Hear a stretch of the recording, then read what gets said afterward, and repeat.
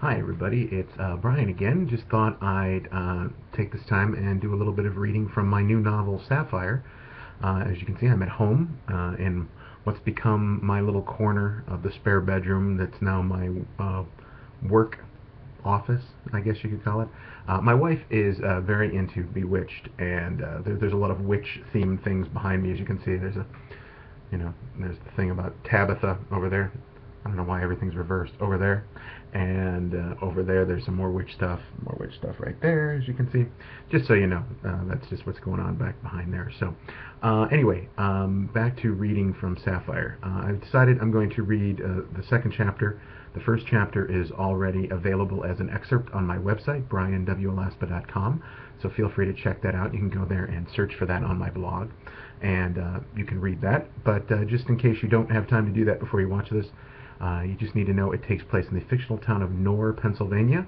It's a very tiny town, and I've introduced our friends Jimmy Parker and his friend George, who are both kind of outcasts at school, and they're getting ready to go to a school dance, and George is driving. So we're going to pick up in the second chapter and go from there. Okay, here we go. Driving through Nor was like having access to your own personal roller coaster track. For Jimmy and George, this was the route they took nearly every day of their lives. The high school was right next door to the grade school, and they had been there for as long as they could remember. To an outsider, however, the long and twisty roads that ran up and down steep hills with no street lights and forest and wilderness that encroached upon the road, it was a white-knuckled thrill ride to travel these roads. Most tourists bypassed places like Nor. They stayed on the turnpike and hurried to places like Pittsburgh, or further east to places like Philadelphia, New Jersey, or New York. George drove like a maniac. Even to Jimmy, who had driven the roads many times and ridden in his share of cars and buses, it was a bit too erratic. He held onto the strap above the passenger door several times and stomped his right foot down on an imaginary brake pedal.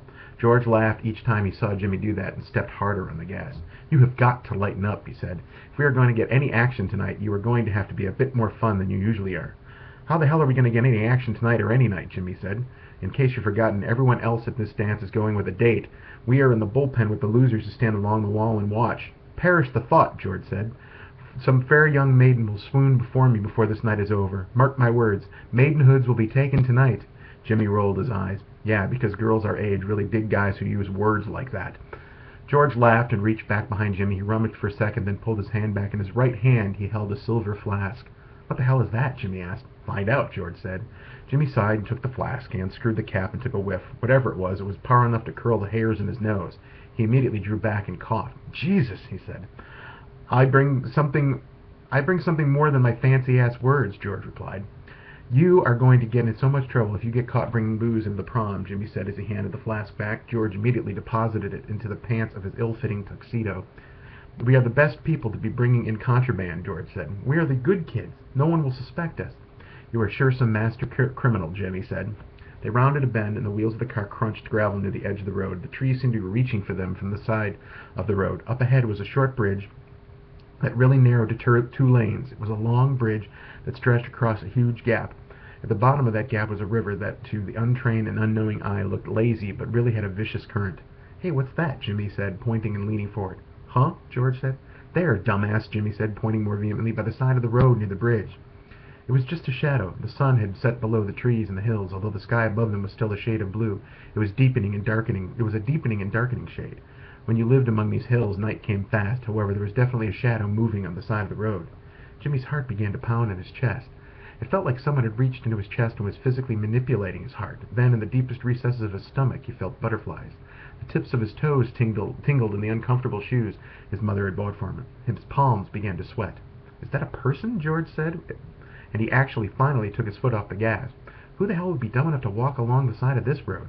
Jimmy shook his head. He opened his mouth to say something, but his mouth was suddenly as dry as sand. The figure came into sharper focus. It was indeed a person. Whoever it was, the person was walking towards them, and as they drew closer it became obvious that the person was female. She walked slowly, as if she were going for a pleasant stroll. "It's a girl," George said. Jimmy nodded. "Pull over." George gaped at him. "Why? What if she's been in an accident and need help?" George didn't have a response to that one. He talked a lot, but George was basically a good guy. He shrugged and veered the car towards the shoulder. The girl came into view as the headlights hit her. She was a little taller than Jimmy. Her skin was pale and flawless from what Jimmy could tell. Her hair was brown and cascaded down around her shoulders. She had a small and straight nose that was positioned perfectly above her little bow of a mouth. She wore a fancy blue dress that came down to just above her knee. On her feet were blue shoes. When the car pulled over towards her, her head came up from studying the ground and her feet, and her eyes met Jimmy's. His breath caught in his throat. Her eyes were the most intense green he had ever seen.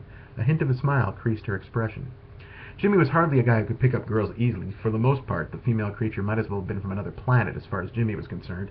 They had animated discussions that made no sense to him. They were enclaves around town where the girls and women gathered, and Jimmy tried to look at them as he walked past without really looking. For example, the little shop in downtown Nor where the women got their fingernails and toenails done. He would walk past the shop and try to peek for an instant. All of those bottles, chairs, attached to basins, and smells were weird. It was like he was peering into some alien life form on an examination table.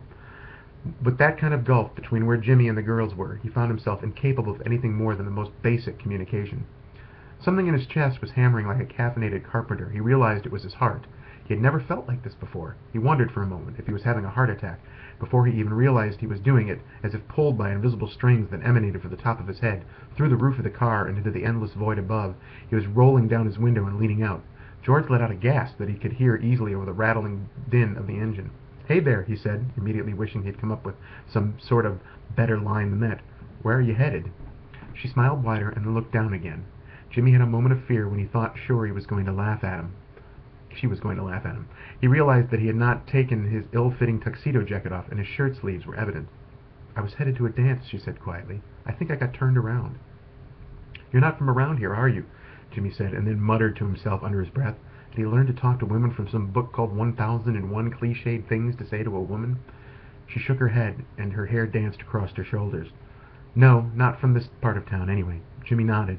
Then he realized that the moment he always feared would happen when he spoke to a woman had arrived. He had no idea what to say next. "We're headed to Nor High School for the prom," George said. Jimmy actually jumped. He hadn't realized that George was also leaning out of the car as well. Jimmy nodded, feeling a sudden pang of jealousy and competitiveness with George he had never felt before. "Yeah," he said. "Want to come with us?"